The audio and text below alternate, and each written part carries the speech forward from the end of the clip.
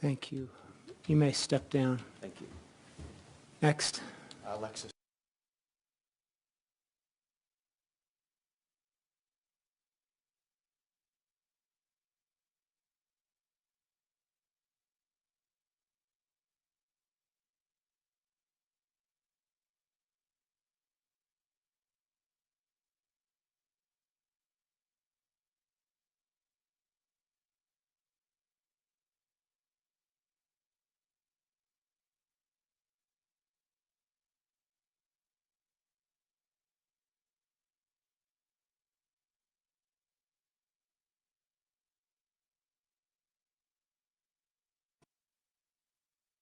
What the media got off the top of my head.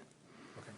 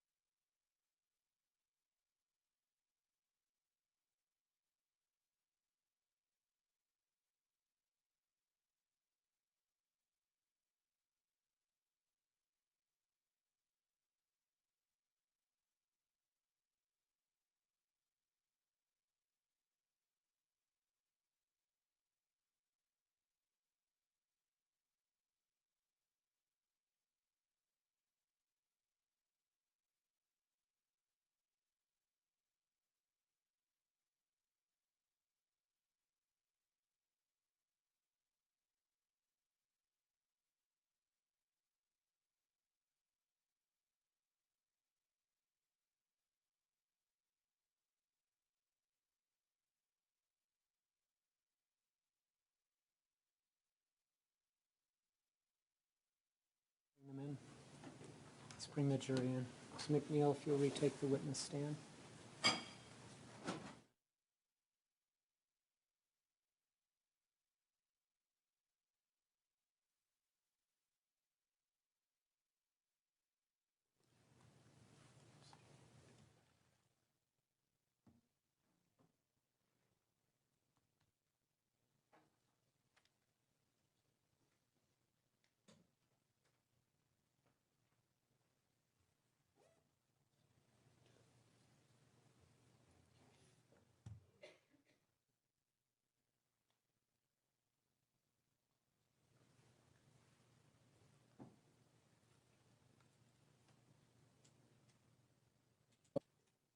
Recognize what those are.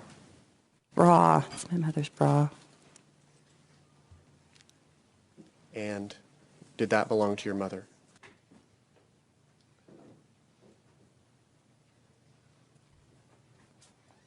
That she worked with them. Okay. A lot of them. I You think it recall- was.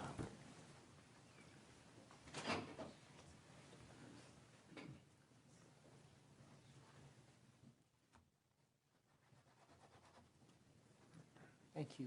Please be seated. We'll go on the record in the matter of State of Utah versus Martin MacNeill. He is present with his counsel. The state's attorneys are present. The jury is seated. Ms. MacNeill, Rachel MacNeill is on the stand. You may continue. Okay, Rachel, I just have a few more questions for you. After 2007, after your mother's death, you lived with Alexis for a period of time? That's correct. Okay, when did you live with her? I'm not sure of the exact date, but it was as soon as my little sisters were being, Can you tell me, was it in the summer of 2007? I believe it was July of 2007, but I'm not sure of the exact date. Okay, you don't need an exact date. How Okay. long did you approximately live with her? Until she was finished with medical school. And when would that be, 2008? No, she had 3 years left, so Okay, so you lived with her for 2007, 2008, 4 until years? 3 or 4 years? she had 3 years of schooling left. So you lived with her for 3 years? That's correct. Okay. Great. Now, you stated that it was unusual for your dad to write you checks for large amounts of money. That's correct. To give everybody $5,000.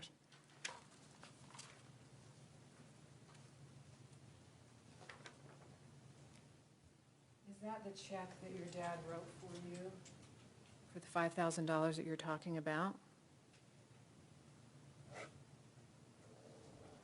I believe so. And the date on that was March 31st of 2007? That's what the date says here. Okay, so you probably don't know when Easter was, but that's the date that he wrote that check out for you? The date is, yes, on this check. There's another check here that was written out to you. And that was written out to you by your mother.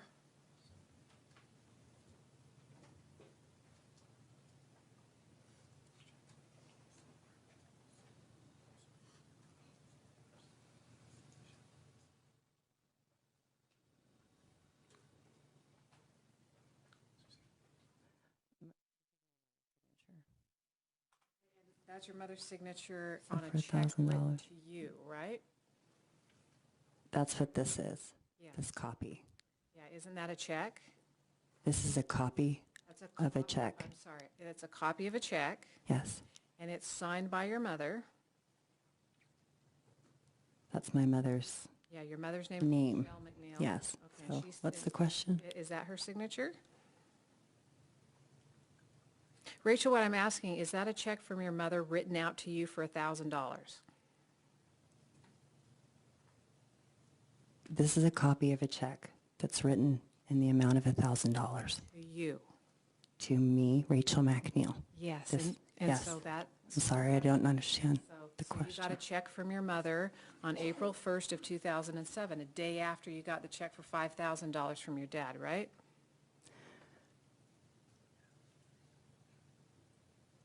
I don't remember with this, but this is, But that is, if I went and got something for my mother or my father, I mean, okay, you I don't remember my mother giving me $1,000 to spend at all.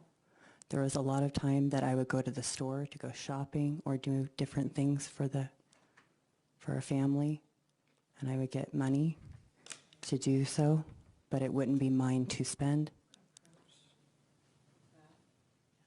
That's a check written April 26th of 2007 from your dad to you. This is a copy of a check that my dad wrote to me. $4,600. Yes, I mean, this is a question. And here's another check written out to you June 6th of 2007. This is a copy of checks. Okay. Yes. Written out to you. Yes. Okay.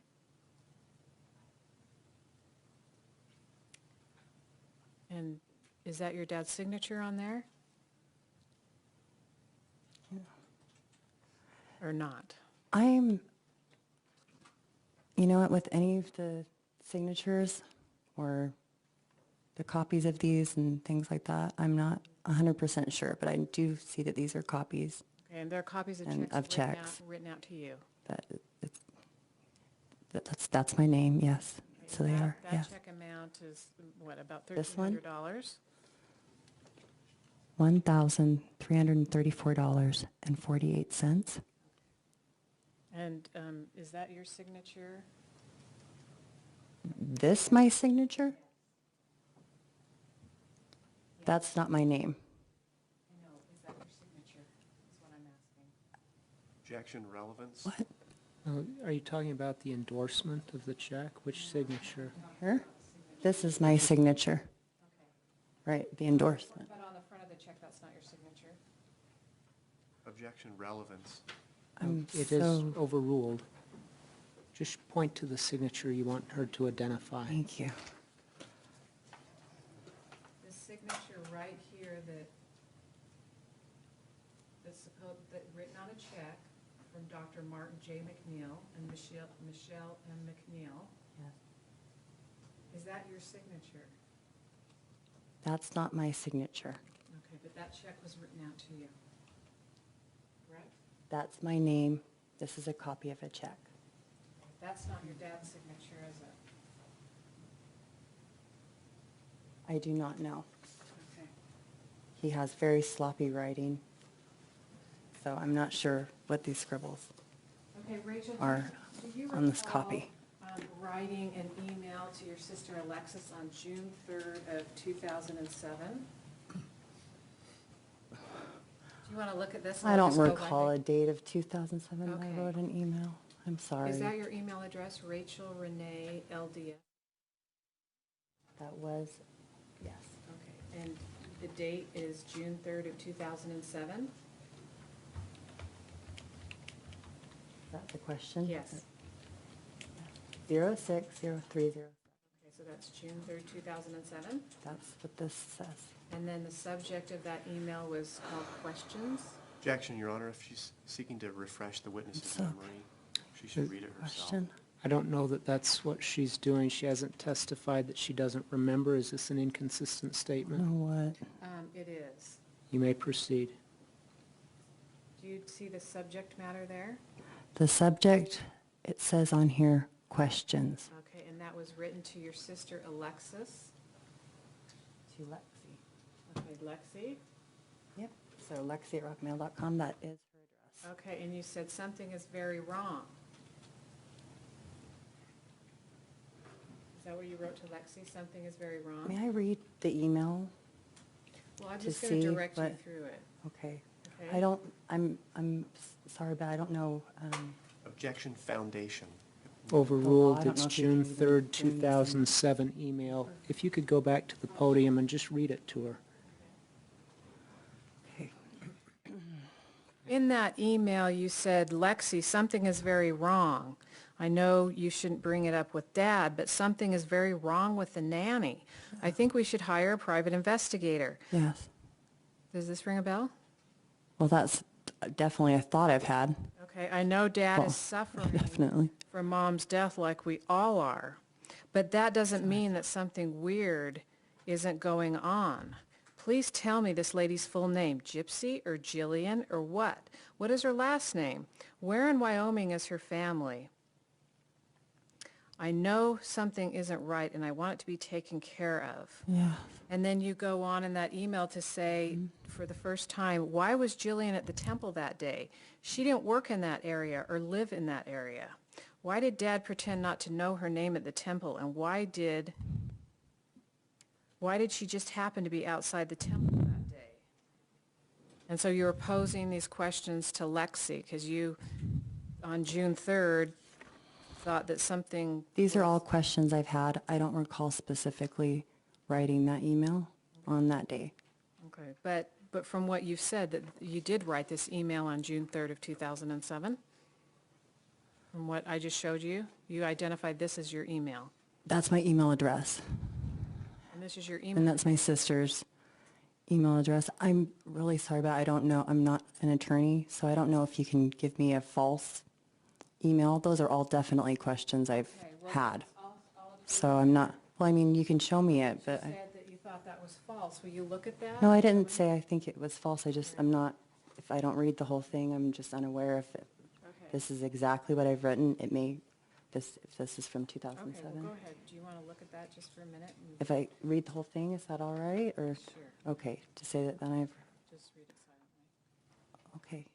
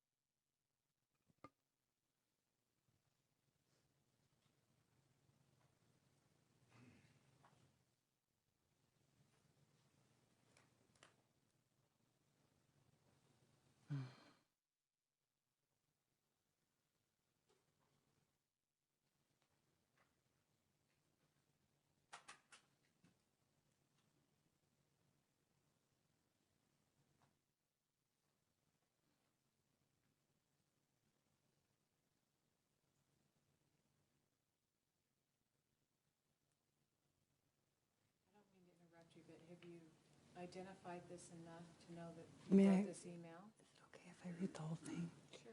Thank you.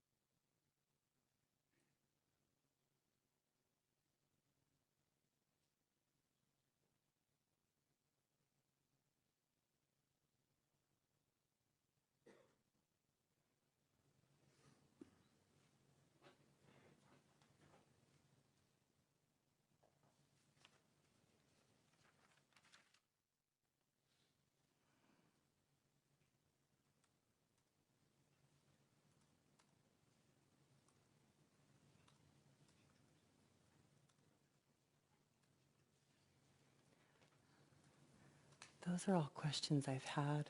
Okay, and so Rachel, after reading through that, this is an email that you wrote. It's not some fake email. Well, I don't remember writing that email specifically, I understand. but that seems like something that I mean, This seems to Sorry. be from you. It doesn't seem to be something that was faked or something. that doesn't seem like that to me. I'm sorry, I don't know what the law is, like what you're even Okay, I'm just able to asking you, bring. does this look like this is your email? Because you brought up the question, you didn't know if this was faked or something, so I wanted to clear that up. Well, when I read through the whole thing, when I was allowed to do that, because I don't know what you're handing me, and if I just read one line, then I don't understand. Okay, but after reading the whole document, you think that you wrote that email, is all I'm saying. Yes. Okay, thank Okay. you. No, I'm sorry if that was. That's all right. Okay, and you've been diagnosed with a mental illness? Have I been diagnosed in my life with a mental illness? I have. And part of your mental illness is that you have delusions and psychosis, right? No. Oh, wait. Part of my diagnosis? I'm sorry, I really don't understand your question right now. You have had delusions and psychosis as No. in your life. Okay.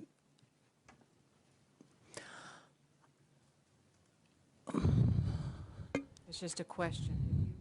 Have you ever had delusions and psychosis? No. You've never reported to your doctor that you were having delusions and psychosis? Foundation. Sustained us to foundation. You see a doctor named Dr. Jeffrey Hansen? No. You don't Jeffrey Hansen? use that? I don't know who that is. I don't recall. Okay, do you recall going Do I see it? to the emergency department in August of 2012? I do recall. Okay, at Intermountain Medical Center?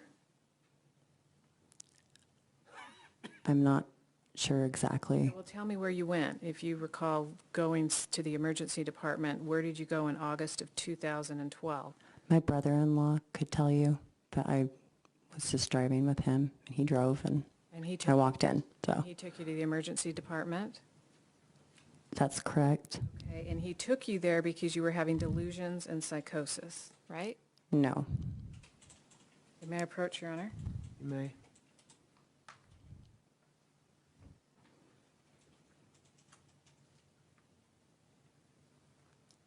Now, who wrote this? This is a medical report. Does that look like that is related to you? There's a name on there. Is that your name listed at the bottom? That is my name. Okay, Rachel MacNeill. And this is part of your medical records? I have no idea. Overruled. She may be impeached using the document. If you can just come back to the podium, you may impeach her, and you have to accept what her answers are. So Okay. My therapist can Okay, so explain on to you. August 31st, 2012, you went to the emergency department like you said? On what date? I'm sorry, I don't remember specifically the date. August 31st, 2012. I do not remember specifically the date. But you remember August of 2012 going to the emergency department? I know it was in 2012. And you remember walking in there? Yes, Okay, and you talked to a doctor there? I did, but once, and I do not recall his name, but if you, And you if you have, reported, or he reported, that you were having delusions and psychosis, right? if that's what he wrote, yes, I guess, if that's what that person wrote. And you were reported as being very anxious, Yes, and you were very animated and had flight of ideas.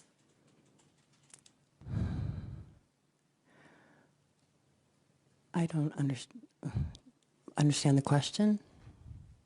Do you recall telling or discussing with the doctor your mental state?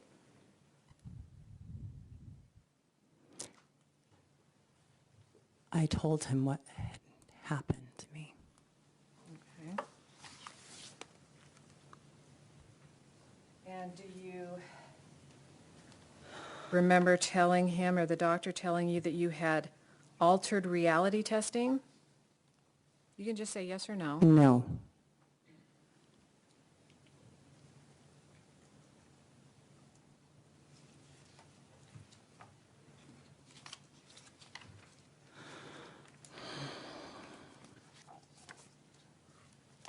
Again, do you remember reporting twice that you had altered reality testing on that day? again, the answer is no. And you've been diagnosed bipolar?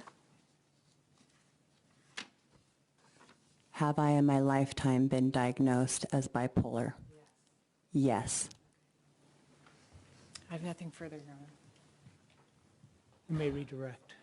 It's not. Just briefly, Judge. Clarify a few things, Rachel. Okay. When you testified earlier today about your father reenacting finding your mom in the tub, Yes. who was present there? Who was present with you when that reenactment took place? Alexis. Alexis, and your father and you were all there, correct? That's correct. When you returned home on April 11th, 2007, that Yes. afternoon when you found out your mom had passed, who do you recall being present at the home? On April 11th, 2007, who was present at the home? Sure, when you returned home. Alexis was at the home. There were some neighbors, my father. Later, the rest of the children that day, Are you aware of anyone else also noticing that the stuffed animals, decorative towels, and other things had been removed?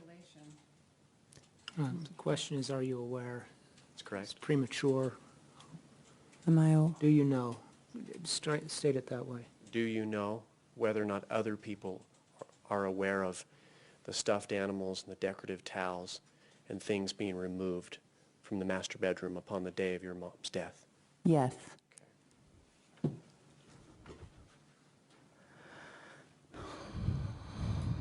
When the defendant gave you the $5,000 check, it appears March 31st is when that may have occurred.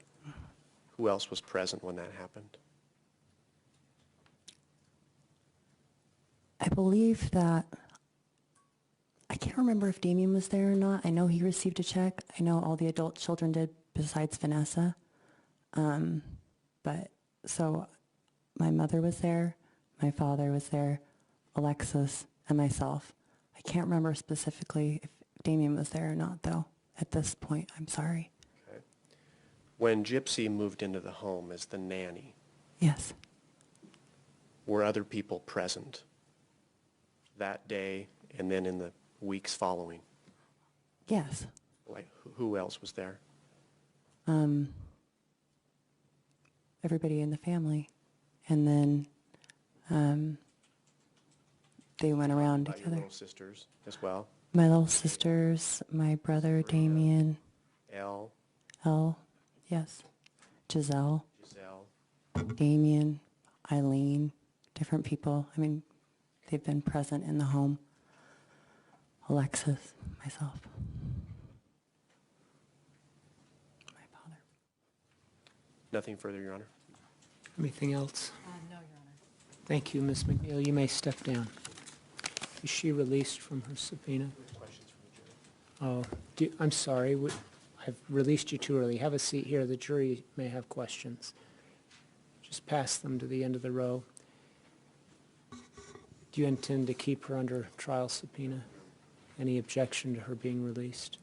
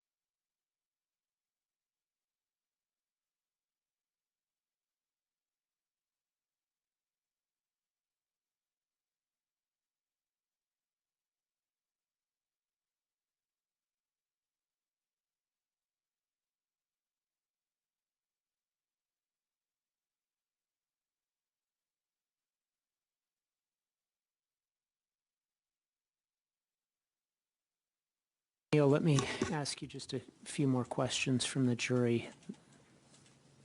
The first is, did Mr. MacNeill describe turning your mother's body over during the demonstration? Do you remember that? Sorry, can you repeat the question? Yep.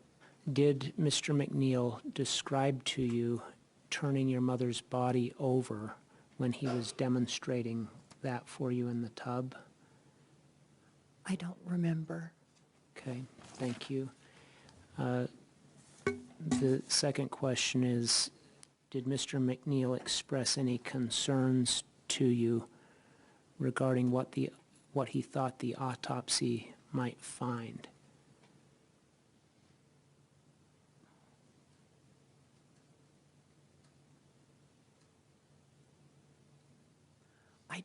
I don't remember.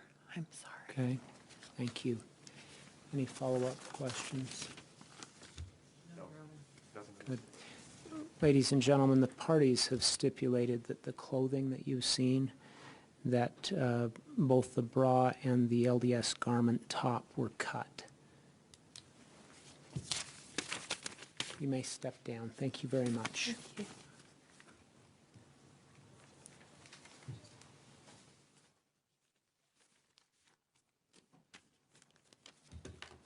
Do you have a witness that we can deal with in 20 minutes?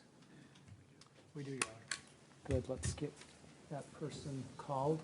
State calls Jackie College. Call Jackie College.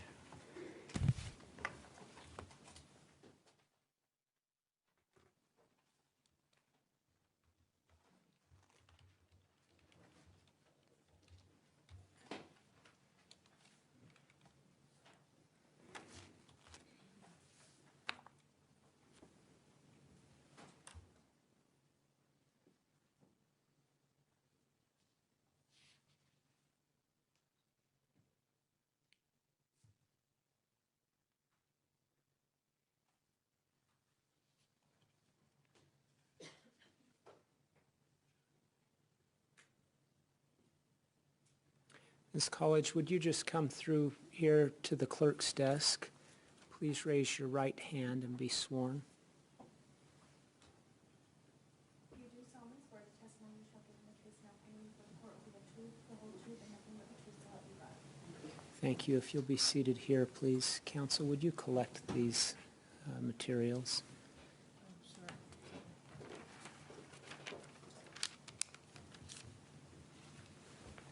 Thank you.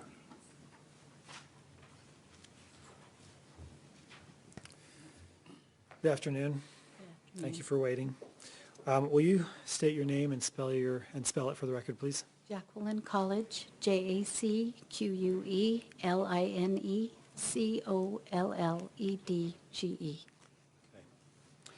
What city do you live in? I live in American Fork. Okay. Did you know the MacNeill family? I sure did. How did you know them? A long time, 20-plus years. I had a ballet school, actually, a satellite school of my business that at that time was in American Fork. And Michelle brought her children to train with me at the Petite Need Academy in ballet. So I knew them more as clients and in a business situation at first. And did that relationship evolve over time? Yes, it did. How did it?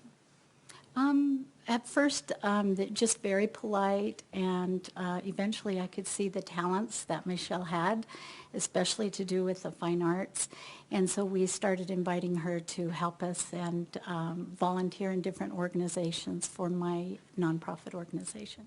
What were some of those talents?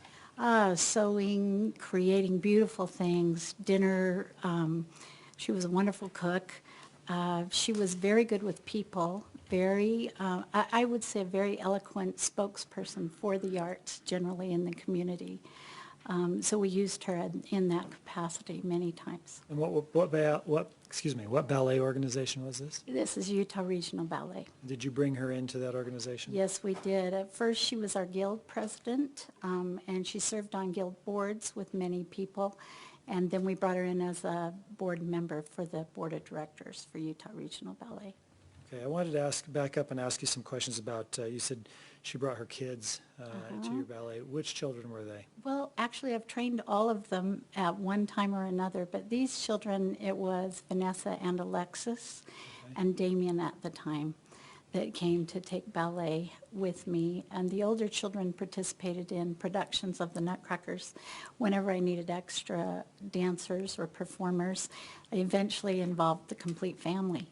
Okay. So it's, when we talk about, when you say you eventually trained all of their children, are you talking about all 8? Let's see. Or are you talking about the Yes, first biological I did children? even the chronological children in the beginning, and then when she adopted her children, they all trained with me as well. Okay, when you said chronological, did you mean biological? Biological, sorry, okay. yes.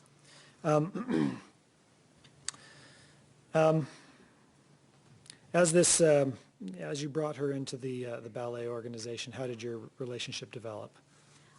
It was a good one. She was outspoken in our board meetings. She had wonderful ideas. She wasn't afraid at all to stand for something that she believed was a good direction for the company to go. She wasn't easily persuaded by other people, so I felt like she was genuinely there and contributing. Okay, did you become friends? Yes, we did. Okay. How close would you describe that friendship? Very close. She was a wonderful friend. She was often giving me advice.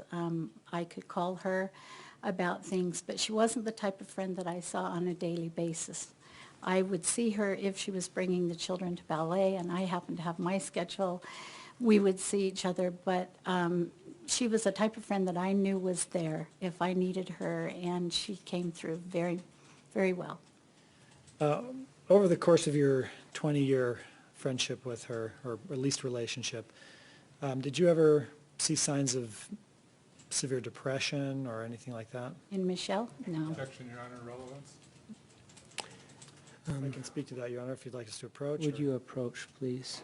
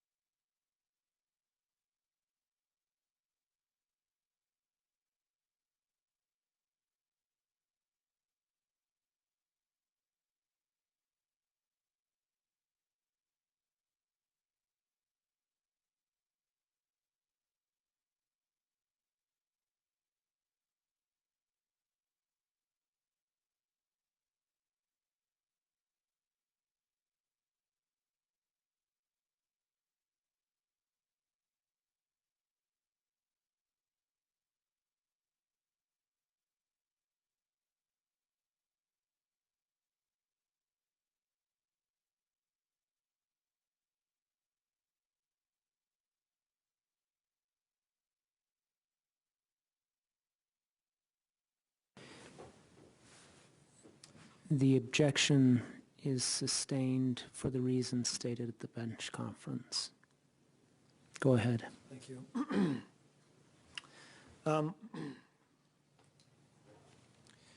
Did you become aware of Michelle's death? Yes, Did you attend her funeral? yes, I did.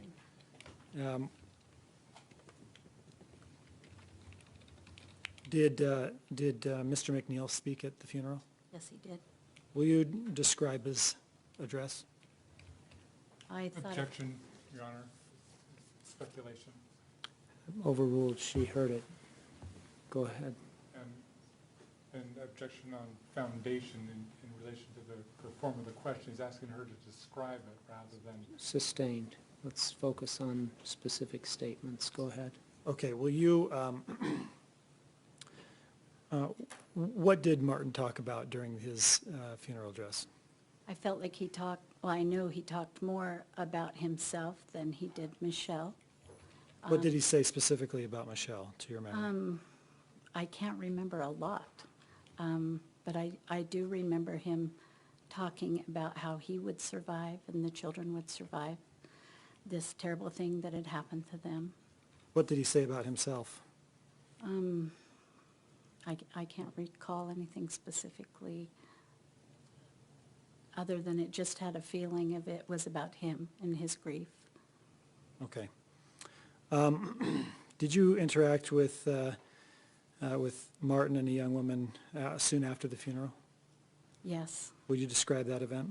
My doorbell rang, and Martin MacNeill and Jillian Willis, he introduced to me, and Sabrina, Elle, and Ada were at my front door. And And this is at your, this is at my residence. and was that residence at the time also in American Fork? Yes, it was.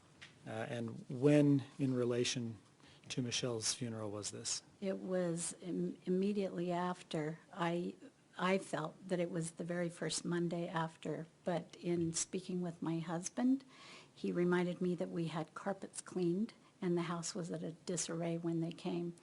And we talked together about it because he was there at the same time and decided it was the following Monday, So the week following. you thought it was the Monday after the funeral, but it possibly was the week, Yes. a week later. But it was very close to the funeral. Okay. Did you have a conversation with Martin at that time? I did. What did you talk about? First of all, he introduced to me Jillian and said that she was going to be the new nanny for the children. The first thing I said to him is how sorry I was because I really didn't feel like I'd had an opportunity to speak to him. And I said, I just can't believe that Michelle is gone and that she had health issues. And he told me that she had had health problems her whole life and refused to take medication. Okay. Did you offer any help to the MacNeill family? Yes, I did. Their three youngest children were still training at my school. Actually, yes, Ada was still there too at that time. Can I And- stop and clarify real quick? At the ballet school, Is this during the same conversation, or is Yes. this at a different time? Okay. yes. Go ahead. And at a different time. I just told him that I'd be willing to help in any way, getting the children to ballet because they were very involved, and any other way that I could help. I was just trying to be of service of some. On the offer to get his children to ballet, was that, did he take you up on that offer? Not right there at that time. He said that he would be in contact with me, and then later I got a phone call asking if I would help. Okay. Did he explain why he wanted your help? Yes, he told me that he'd hired a nanny and that she was a nursing student and she would be available to pick up the kids from school and get them to ballet. And because I'd already offered, and my daughter as well, he said that it would be great if we could pick them up and get them there because the nanny wasn't able to do it. Okay. Do you recall Mother's Day of 2007? Yes, I do. Did you attend a church service that day? I did. My Objection, Your Honor. Relevancy. Approach, if you would.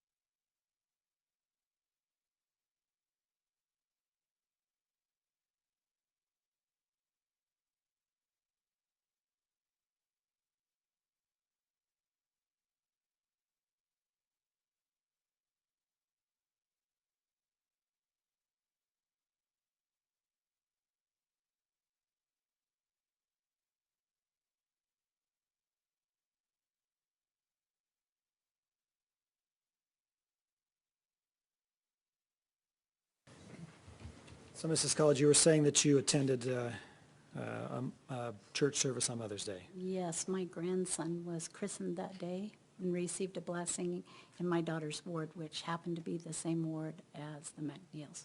Okay. Did Martin MacNeill address the congregation that day? Yes, he did. And this is on Mother's Day, correct? Yes, Did he speak about his recently deceased wife? yes. And what did he say? He spoke about how sad he was about that to begin his talk.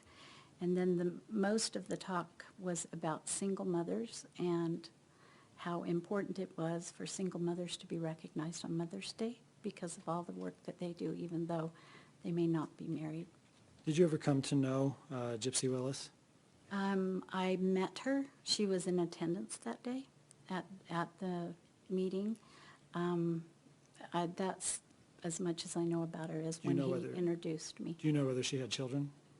I don't. I believe I heard that she has had a child, and I couldn't tell you Objection, Your Honor. who told me. Sustained as to hearsay.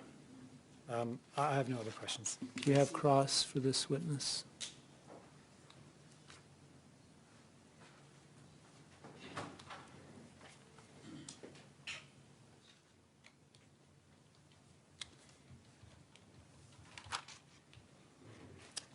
You testified that at some point after the funeral, Martin and Gypsy and Elle and Sabrina, I believe, came to your house, And Ada, and Ada as well. And at that visit, Gypsy was introduced to you as the nanny. yes, she was. And so when they came to your house, it was your understanding that she had already been hired as the nanny, correct? Yes. Fair to say that that could have been 3 weeks after the funeral? It seemed so close to the funeral. I wouldn't dare say that because it felt like everything was happening so quickly. The death, the funeral, so to me, it seemed sooner than 3 weeks. Could have been 3 weeks, though? You're not sure? That's not what I think. Okay. I'm sorry. All right, that's all the questions I have.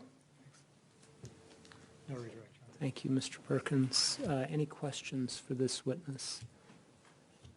Doesn't look like it. Is she released from her trial subpoena? Yes. You're released from your subpoena. You may step down. Thank you.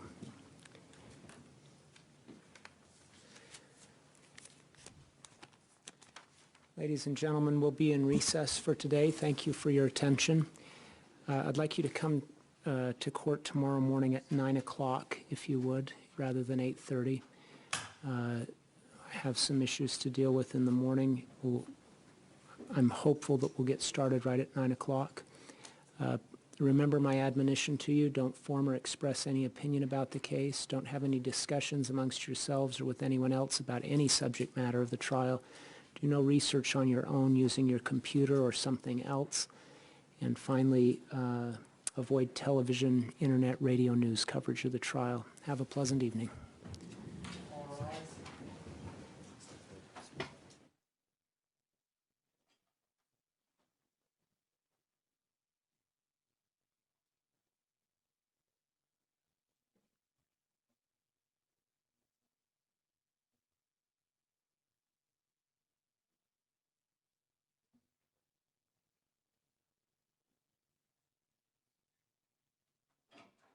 Thank you. Please be seated. Counsel, we had a bench conference regarding a stipulation. Would you like to state that for the record? Yes, Your Honor. The defense would stipulate that we are not advancing any sort of a defense that Michele MacNeill committed suicide. And does the state accept that stipulation? It does, Your Honor, with the addition that both parties have agreed that the jury would be instructed as in that way.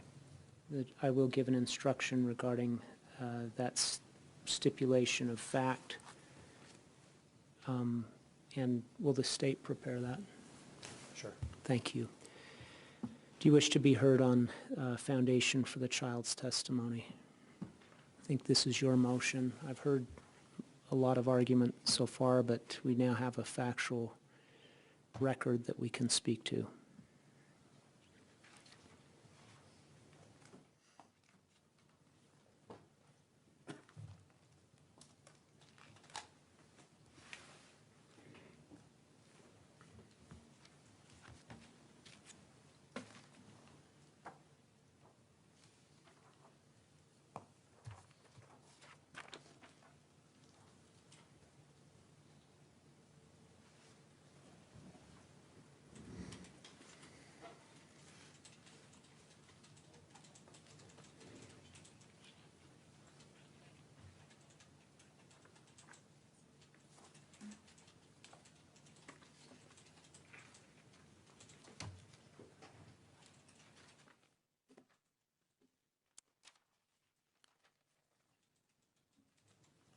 Your Honor directed us to a number of cases that you felt were relevant to this issue. We obviously have cited additional material in our pleadings, which I know Your Honor has reviewed and considered. In the cases that Your Honor directed us to, there's State v. Fulton and State v. Burke, which have similar holdings, and their holding is that a court may exclude the testimony of any witness if the probative value of that witness is substantially outweighed by the potential prejudicial effect. And in both of those cases, the court was referring to, the appellate courts of Utah was referring to child witnesses who may have been tainted. And in the holdings of those cases, the court indicated that one factor that must be considered is whether the child had either been intentionally influenced or even unconsciously influenced by a party, or I'm sorry, not by a party, by a person. And I believe that the language in Fulton and Burke that unconscious influence is a factor that must be considered is particularly relevant here. Obviously, from the defense point of view, we believe that there has been more intentional influencing of the children, and that has led to Ada's memory remarkably improving 4 years after the events allegedly occurred, which is something that just generally is unheard of for a child witness. But even if the actions weren't intentional, the unconscious influence of Alexis being directed by the investigators to have repeated contacts with Ada, based upon the information that we heard this morning and as we've put in the pleadings, must be deemed to be true. The Fulton court says intentionally or unconsciously influenced, such that the child is simply parroting what others have told her to say. Can you give me some examples? Yeah, one obvious example. The jogging suit, I think, is Jogging suit, yeah. one. And so we have the conversation that supposedly occurred on September 2nd of 2007 between Rachel and Ada. And in that conversation, Rachel reports that Ada found her mother and that she was wearing black and blue pants and shirt. And Rachel parenthetically puts in that email that she thinks that it was her running suit. And in all subsequent recitations, I believe, Ada reports that Michelle was wearing a running suit. I think that is clear evidence that Ada is susceptible to being tainted. I don't know exactly how that taint occurred. I don't know if Rachel or Alexis told Ada that Mom was wearing the running suit. I don't know if Ada overheard that conversation. But what I do know is that Ada has been influenced to the point that she believes that it's true.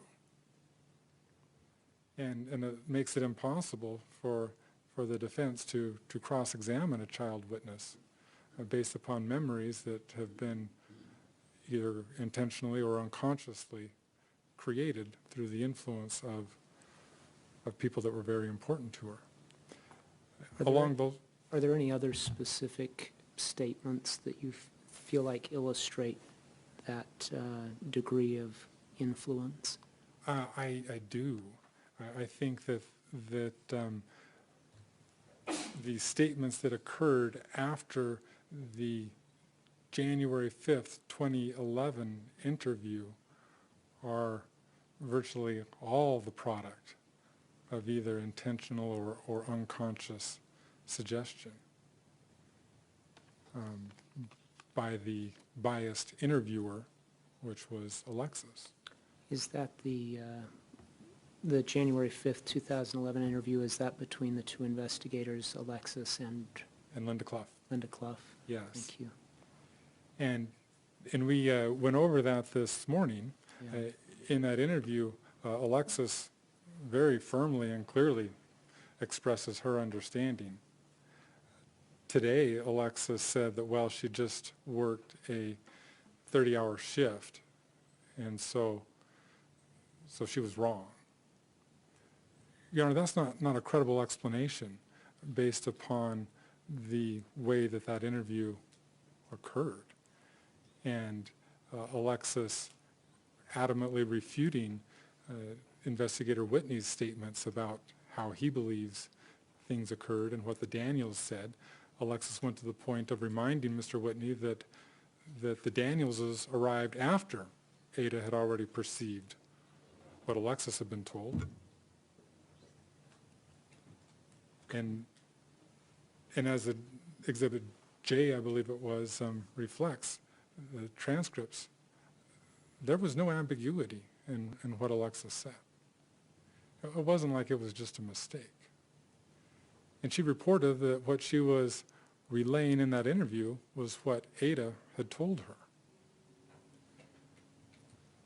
Jeff Robinson in that interview agreed with Alexis.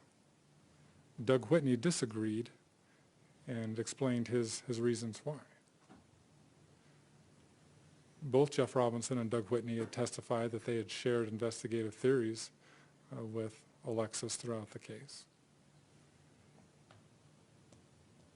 And then, shortly after that interview, all of a sudden, Ada's testimony changes. Jeff Robinson sends her an email, sends Alexis an email, asking Alexis to speak with Ada and interview her. Ada testified at the preliminary hearing that she understood that Alexis believed that her father had killed Michelle.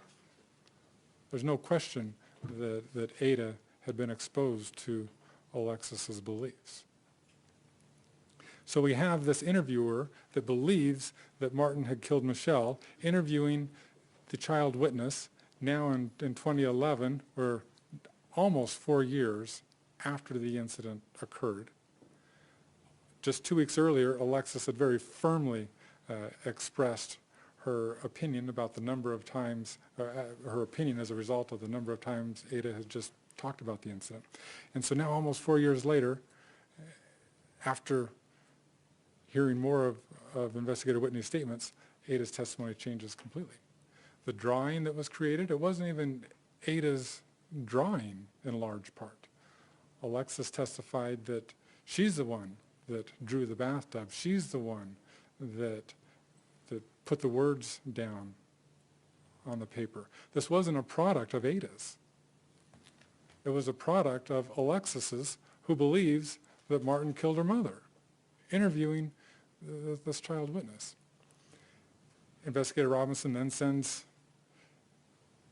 2 or 3 additional emails asking for clarifications. One of them leads to a report back from Alexis that the tub was only a quarter full. One leads to new information saying that Michelle's eyes were open. Is that you, I think? That's the email that has significant detail in it. Yes, I think there might have been one earlier that had that too. Okay. And then you ended up having, in addition to the eyes being open, that Michelle's chest moved in and out once or twice, which was consistent with the prosecution's theory at the time that Martin had sent Ada away. She was gone for a while, and had after they discovered Michelle, and that Martin had killed her then. Objection. Facts not in the record to support that. Well, it's argument. I'll allow you to respond.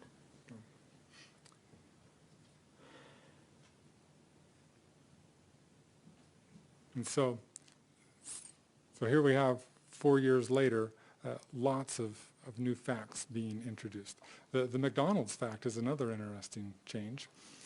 In the CJC interview, Ada testified that when she was over at the Daniels' house, that they were talking about going to McDonald's. Now, in 2011, the story is that Michelle was going to take her to McDonald's. In the CJC interview, Ada said that her mother was too sick to drive on April 11th. Now the story is that Michelle was planning to drive Ada to McDonald's that day.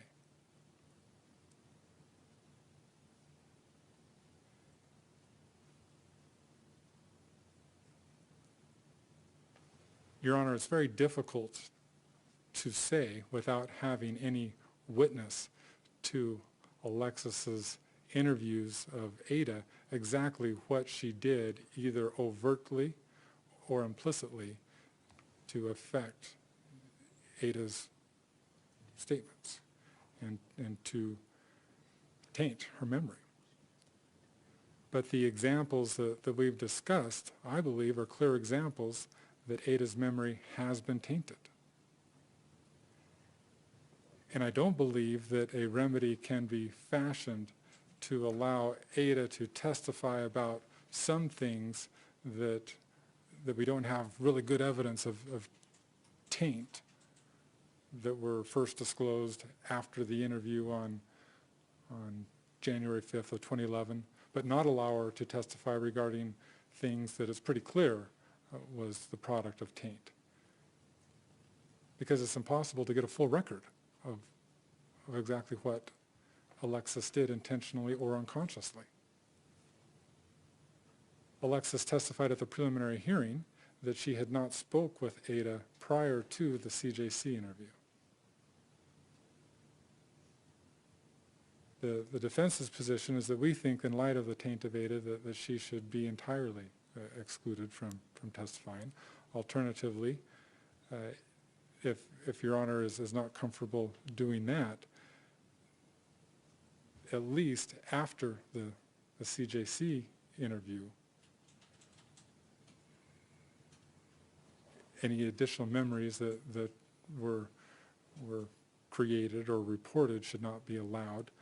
The taint is further evidenced in the February 26, 2009 email from Alexis to Mr. Whitney. In that email, Alexis reports that she has spoke to Ada multiple times, and Ada keeps telling the same story. 2 years later, it changes. Can you think of ways what that might look like when you talk about just using the CJC interview? I mean, it's going to be very difficult to have a child be instructed before coming to testify about what memories were post September 8th, 2009 and what were later. I think Impossible. It's impossible. And so, I mean, would you just contemplate the playing of the Children's Justice Center interview? Either that or having somebody read it back and forth. Either one of those, I think, would be a possibility. You know, this Children's Justice Center interview, you do have testimony that Alexis did not speak to the child before that interview. That's what she said, yes. And that's, so, you know, in terms of reliability, that's probably the cleanest thing we have. We know Rachel spoke to the child before then. We do, yeah. Okay. And the other thing I've thought about is, in the analysis, you would agree that the mere fact that children, as a general rule, are more susceptible to suggestion than adults. The mere fact that that may be true doesn't disqualify the child. You have to look to, otherwise we end up with a status rule about competency again. I agree with that just because children are susceptible does not render them incompetent. And I believe that the analysis that is anticipated in Fulton and Burke, and which we are bringing up here, is when there is evidence that a child who is susceptible has in fact been tainted. Yeah. And this is a case where I believe that that based upon the record that we've presented, we can show that she's been tainted. And not only can we show that she's been tainted, we can show that she's been tainted, at least in part, as a result of specific requests from the Utah County Attorney's Office investigators. The Michaels case that you cited talks about a burden-shifting analysis where the defense needs to come forward and show evidence of improper influence or at least unconscious or intentional influence, and then the burden shifts to the state to show by clear and convincing evidence that the statements of the child are reliable. There's nothing in Utah that supports that, and do you think that's a good analysis? I think it's instructive. I recognize that it's not Utah law. I guess it goes to, can your evidence be rebutted? Could the state come back and say, no, by clear and convincing evidence, her statements at the CJC interview and the preliminary hearing are generally consistent. Is that enough to rebut the initial evidence of taint? I don't believe that the Michaels case anticipates a rebuttal on a piecemeal basis, statement by statement. I believe it's addressing the issue of taint. And there are significant differences between the CJC interview and the preliminary hearing testimony. There are a number of aspects in the preliminary hearing testimony that are consistent with the March 30, 2011 email that are, I believe, clearly the product of taint. And so in responding to Your Honor's question, I think that the Michaels case is instructive, and if Your Honor were to follow that, the rebuttal is not on individual aspects of testimony, but it's on taint, whether intentional or unconscious. In this case, I submit that there can be no rebuttal of that because of the facts that are admitted. There's no dispute that the investigators asked a person who is acting as a mother figure towards the child, who also believes that Martin killed Michelle, to then go interview the child over and over and over again. So in your view, because this goes to memory itself, then it really is an all or nothing proposition. Well, the witness either testifies or doesn't testify. I believe, as we've set forth in our motion, that she should not be allowed to testify. I recognize that Your Honor has broad discretion, and so in addressing that, I could see a potential slicing up of the pie, so to speak, in relation to evaluating potential taint from up to the time of the CJC interview, and then evaluating it afterwards. The only evidence that we have of potential taint up to the CJC interview is the known statement that Rachel had spoke to her, and we can see that Ada was tainted to a little bit by adopting that. But then after that, particularly after the January 5th, 2011 interview and the repeated requests from the investigators to have Alexis interview Ada and the ongoing process of reports, things just blow up in relation to Ada's report, and her memory gets better and better and better. And that's just not the way the experts say it happens. Notably, the state hasn't even attempted to rebut our expert testimony, and I think that that's because the principles that Dr. Gregory sets forth in her opinion are generally accepted by experts in this field. And so if Your Honor isn't inclined to exclude her altogether, we think that statements that are made after the CJC interview ought not to come in, because they're not only just the product of taint, they're the product of state-created taint, which I believe violates the fundamental fairness requirement of somebody who's on trial for their life to receive a fair trial. Okay. Thank you very much. Mr. Grunander.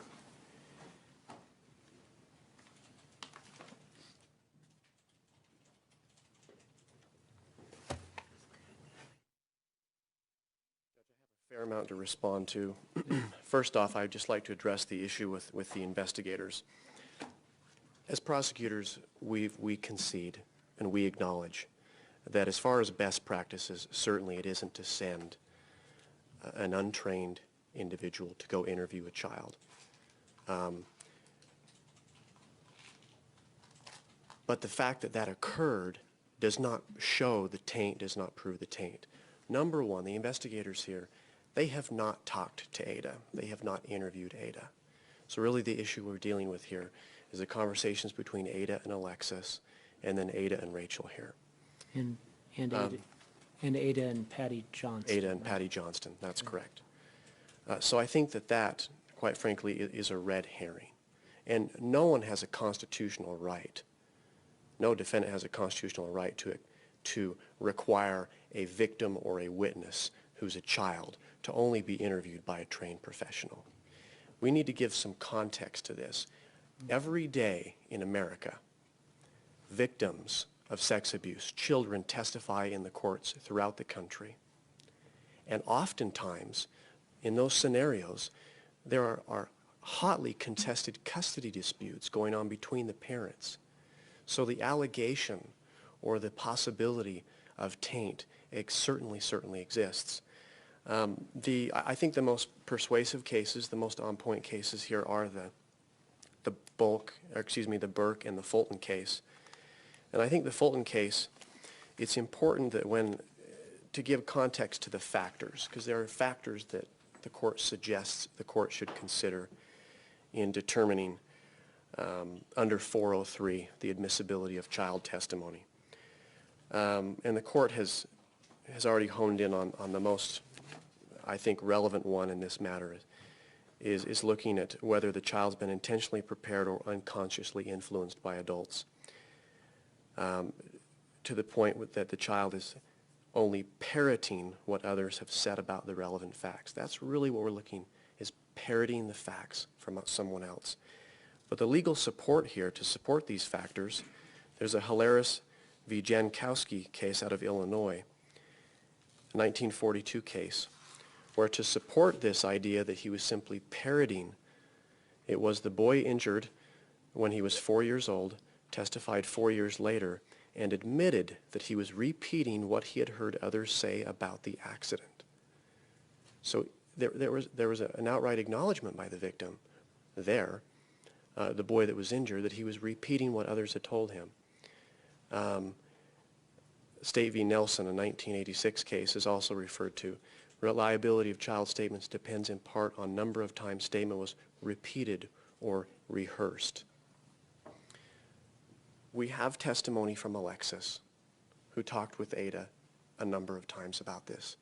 She described as best she could how she would approach the situation. She tried to be very cautious about it. She testified that she was mistaken in her belief about what Ada had reported with respect to the position of the body during that one interview.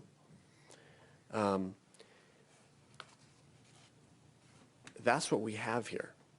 So I understand the suspicion, I understand the concern here, but I believe it amounts to speculation, Your Honor, to say that she has been tainted here. Everything that was discussed this morning, as far as the emails with Jeff Robinson and with Mr. Whitney, and also with Alexis, and the interviews and so forth, that can all be explored on cross-examination of these witnesses, and also with the child witness herself. There is certainly nothing to stop the defense from saying, now you say that the body position was this, but didn't you tell Alexis at some point that it was reversed? So that can certainly be explored on cross-examination. Rule 403, and I referred to this in the pleadings, but when it comes to excluding relevant evidence under 403, it's an extraordinary remedy to be used sparingly. It's Fulton, is that right? It's a Woods v. Zelef case. And in that decision, there's some language, prejudice which calls for exclusion is given a more specialized meaning, an undue tendency to suggest decision on an improper basis, such as bias, sympathy, hatred, contempt, retribution, or horror. Those are very strong terms. And I think that the idea that the jury listening to Ada MacNeill describe how she first saw her mom, the first person to see her mom dead in the bathtub, that her description of how she was found would lead to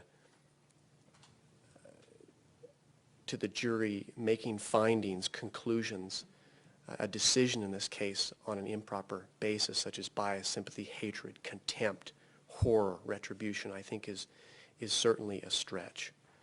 As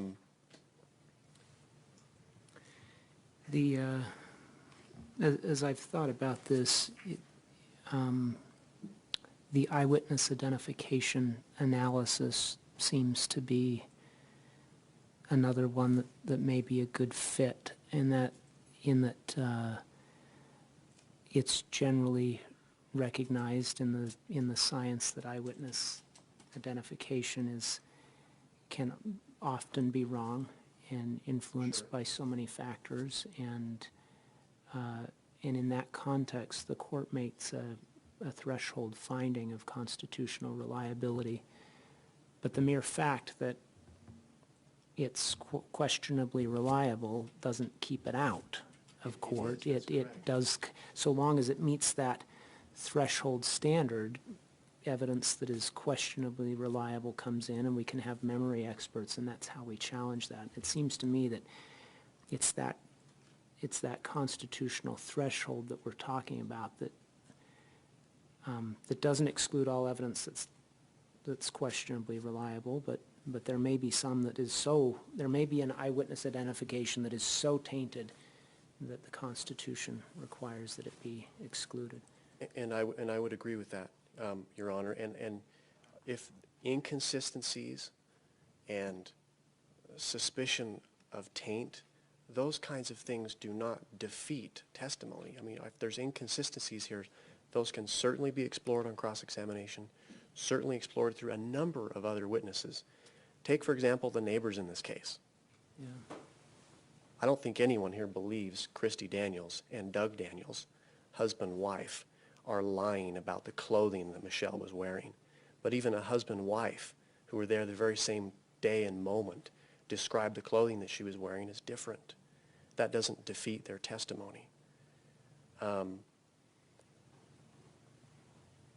This can certainly be adequately explored on cross-examination and through other witnesses, as I think was demonstrated in the hearing this morning. It can be talked about.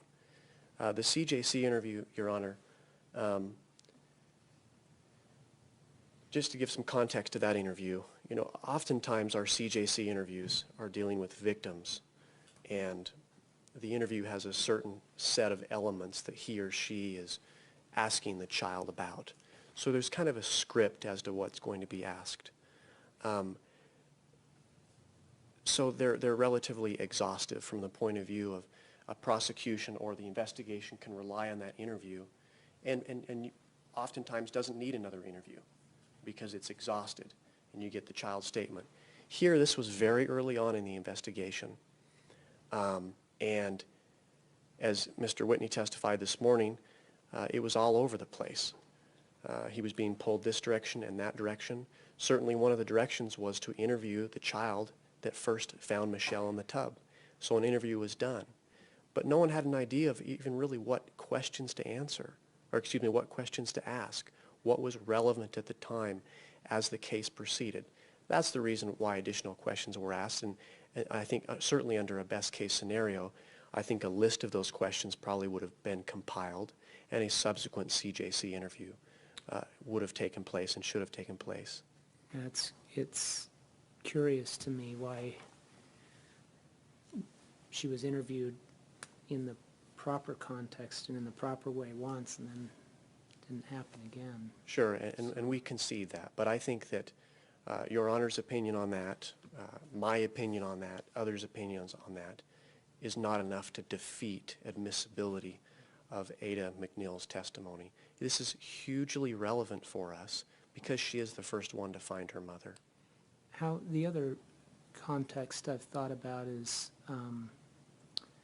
where a statement of a third party admitting criminal conduct, statement against interest, admitting criminal conduct, a defendant can't use that unless it's corroborated in some way. And it raises this kind of issue about reliability. It's another instance in where the courts say, yeah, we know that is unreliable inherently, and so we treat it differently. You've got to have something, and I'm wondering how much corroboration ought to factor in to the analysis, because when you look at what Ada has said in the CJC interview and at preliminary hearing, much of it seems corroborated by what the Daniels see and the Zagualera. I think you're correct, Your Honor. There are certain circumstances under the law. For example, if someone walks into the police station and confesses to a crime, that's not enough for the state to prosecute them. It has to be corroborated. There is a lot of corroboration here, Your Honor. I would like to make a brief record of that. With respect to Christy Daniels, the neighbor, she has corroborated, or it would be consistent with Ada's testimony, the time of day of the event, just after Ada having returned from school, the fact that Ada came over asking for help, the body position that Ada would describe versus that of Christy Daniels, with her lying on her back side area, her face up. The direction of the body would be corroborated. The fact that she was fully inside the tub. Doug Daniels can do the same as far as the time of day, the body position. Michelle's head was found underneath the faucet area end of the tub. Angie Aguilar, the other neighbor, can talk about the time of day, the fact that Ada came over asking for help. Again, the body position, the body was fully in the tub. Even the defendant's own statements to the 911 dispatcher corroborates some of Ada's testimony as far as the time of day, the fact that Michelle was found in the bathtub, that she was found unconscious. The court has also heard from Steve Mickelson, the colleague of the defendant. The court's also heard from Eileen Hang. And the defendant made statements to both of these individuals that covered the time of day, the fact that he had picked up Ada from school and they'd returned home from school, that Ada was the first one to find her mother in the tub, that she came out telling him something was wrong, that she needed his help, and so he went into the bathroom. And then we had testimony today from Rachel MacNeill that the defendant told her that Ada had first found her mother and that she was ruined, and that he had repeated that. So there are a number of facts that are corroborated to suggest the reliability of her, and to the extent that she has been inconsistent, and I would say she hasn't. The only reason we think she may have been inconsistent is based upon Alexis's report in that interview about the body being in the reverse position. The CJC interview contains very little information early on in the investigation, and it was added on. I would also say prosecutors around the country reserve filing charges involving child victims at times to allow them to mature, to be able to speak and to describe. I'm not saying that someone's memory gets better over time, but their ability to communicate what they saw can improve over time with maturity. On the corroboration issue, I think there has to be a limit to that, because the fact that Ada's testimony at preliminary hearing falls in line with other testimony is the problem, and so or at least from the defense's side, that is the problem. And so you'd almost have to look at the idea of looking at corroboration of the less tainted scenario, and which is the CJC interview. Do you see what I'm saying? I mean, Yeah, corroboration has to. I see the concern, especially from the defense perspective, but I don't think it's totally a valid concern. Reason being, I don't think anyone here believes that the other witnesses that provide that corroboration, that their testimony has been tainted or influenced or changed. So if we are to believe that their testimony is reliable and Ada's is consistent with that in large degree, that to me shows that Ada was present and that she viewed the event similar to the way other people viewed it. The reverse body position, I think it could easily be mistaken. I think, and this is just argument, but we have a defendant who we've heard testimony he had a bad toe or wasn't physically capable of getting his wife out of the tub or something to that effect. It would simply seem odd to me that if she was found in the reverse position away from the faucet, he drains the tub, and for whatever reason he would then switch the body around over by the side of the faucet,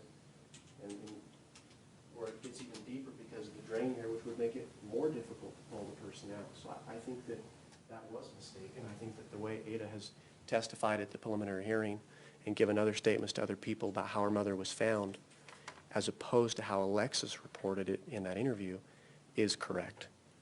I think that that's just more of a commonsensical approach there. Thank you very much. I appreciate your careful thinking on this. Anything else?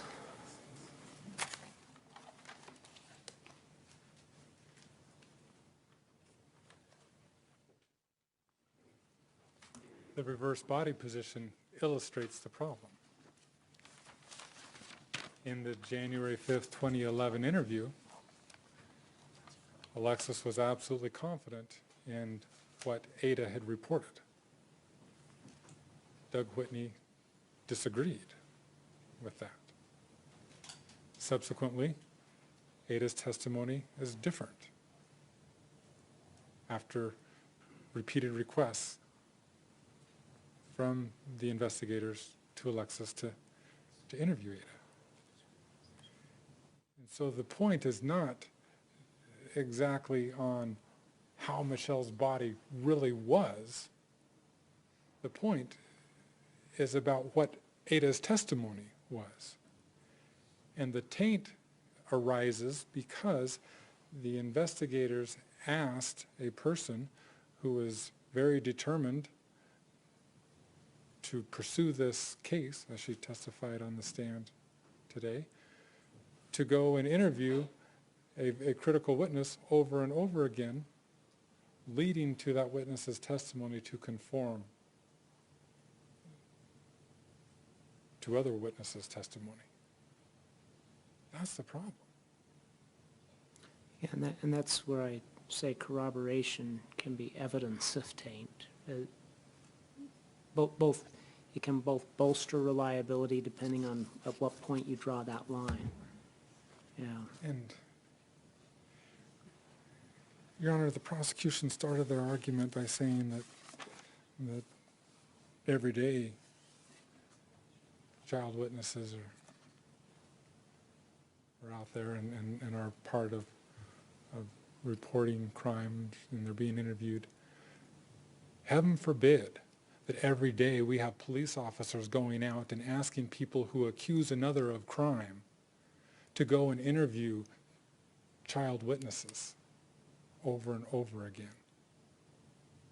What occurred in this case cannot be tolerated in our system of justice. It's fundamentally unfair. It deprives my client, Mr. MacNeill, of his right to a fair trial if Your Honor were to sanction the Utah County Attorney's Office's investigators' conduct in this case. We know from the evidence that we had that there was taint. holding the defense to a high burden of trying to prove all of the taint based upon unrecorded interviews that Alexis conducted is unreasonable. We can show taint. Alexis is not only a biased interviewer, as we submitted in, I think it was the April 26th interview, she's an interviewer that the investigators themselves are questioning her own credibility. They indicate the more questions they, or I shouldn't say they, Investigator Robinson indicates to Investigator Whitney that the more questions they ask Alexis, the more conflicting answers they get. Is that Alexis or Ada? I can't remember. Alexis. Is that Alexis? Yeah. And so this unreliable interviewer, now granted that email occurred after Yeah. the request It's for, at the end. yeah, but it doesn't change the fact that the opinion was expressed. And so to have somebody that is deemed to have some questions regarding reliability also be the biased interviewer adds more basis to our arguments for excluding this information. It's not an issue of credibility that can be remedied through cross-examination. Credibility issues, granted, can oftentimes be dealt with effectively in cross-examination. This isn't such a case. It's a reliability issue. It's an issue where memories have been influenced. That's a whole different scenario than the line of cases that deals with the great effect of cross-examination in ferreting out the truth. I'm not parsing hairs with you here, but I'm having a hard time drawing the distinction between credibility and reliability, because cross-examination frequently focuses on whether the jurors should deem a person reliable. I mean, that's when we test memory and perception, consistency over time. Those are all directed to whether a person's, the testimonial faculties of a person are such that they can render reliable testimony. So I'm having a hard time really drawing that distinction. Credibility seems to me maybe narrower, but we test reliability through cross-examination every day. To a degree, yeah, I understand Your Honor's point, and it's well taken. But reliability in the sense of a particular witness is different than credibility, whereas credibility may be focusing on whether a witness is telling the truth. Yeah. Reliability is focused on whether the witness's memory that they believe they are truthfully portraying was a real memory. And in this case, it's our belief that those memories were created in the witness, the child witness, as a result of a taint-filled process that cannot be adequately remedied simply by saying, well, cross-examination is allowed. Okay.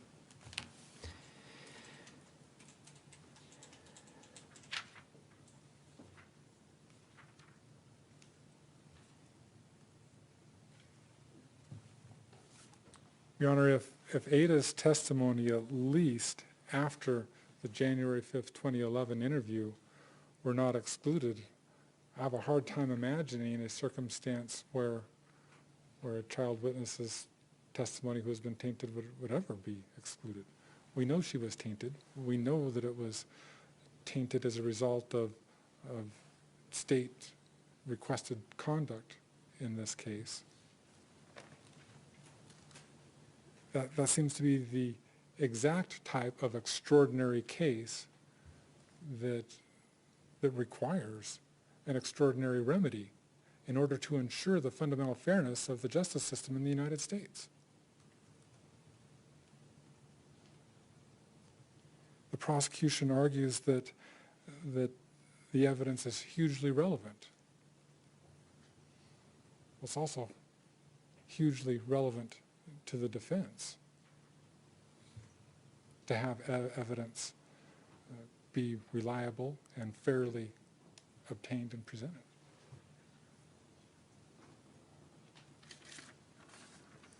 As Your Honor pointed out, the prosecution's arguments about corroboration is a circular one. To say that there are various other witnesses that corroborate the child witness's testimony illustrates the problem, is that the child witness is tainted to be consistent with the corroborative witnesses. What they're Yeah, and that's why I say at some point a line has to be drawn where you're saying, what was the child's testimony pre-improper influence? And if that testimony is corroborated in some way, then that does weigh in favor of its reliability. But I don't think you can look at post-improper influence and say there's corroboration, because that is the problem. Am I right? Is that what you're saying? Exactly. Okay. I think Your Honor has a good understanding of our positions. Mr. Grenander, anything else? I would just say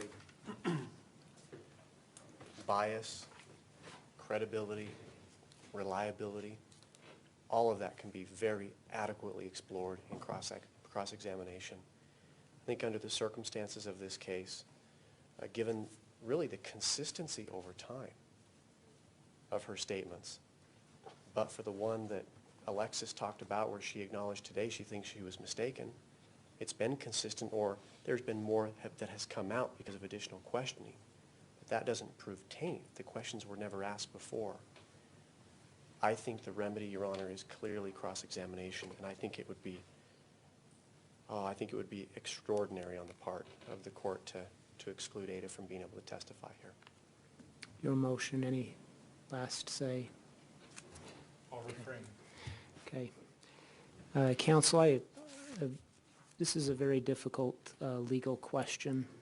It's an issue of first impression in Utah, at least as it relates to the constitutional question. I'm not aware of any Utah case that has dealt with this yet, and so the citation to other states, to sister states, I think is appropriate, and I will look at those. My intent is to render a decision tomorrow morning at 8:30. Obviously, you can reach stipulations between now and then if you can work something out that would satisfy the defense's concerns and the state's interests. You know, you're always free to do that. Just let me know if you're able to work something out. It's a difficult day. Thank you for your work and your careful attention. Your court's in recess. Your Honor, not to prolong a difficult day, but has the court decided about Roma Henry? About Roma Henry. She is the witness notice. Antimony, Utah. Yes. Thank you for that. I knew that not to prolong a difficult day would be followed by but. I knew that that's what would happen, so. Yes, thank you. I do need to make a record of that. The issue was the inadvertent non-disclosure of Roma Henry on the state's witness list. She was not listed in the jury questionnaire either. As I considered the arguments, my decision was to inquire of the jury as to whether or not anyone knew Roma Henry. No juror responded that they had any relationship with that individual. Given that, it turns to the issue of prejudice. I'm not persuaded that the defense has been unfairly prejudiced. The defense has known about the substance of Roma Henry's testimony for a significant period of time. I ordered that the state not call Ms. Henry until next week, giving the defense ample time in which to follow up on any issues and to prepare for cross-examination. given the absence of prejudice, I will allow Ms. Henry to testify. Anything further on that issue? Your Honor, may we approach on another issue? Yeah.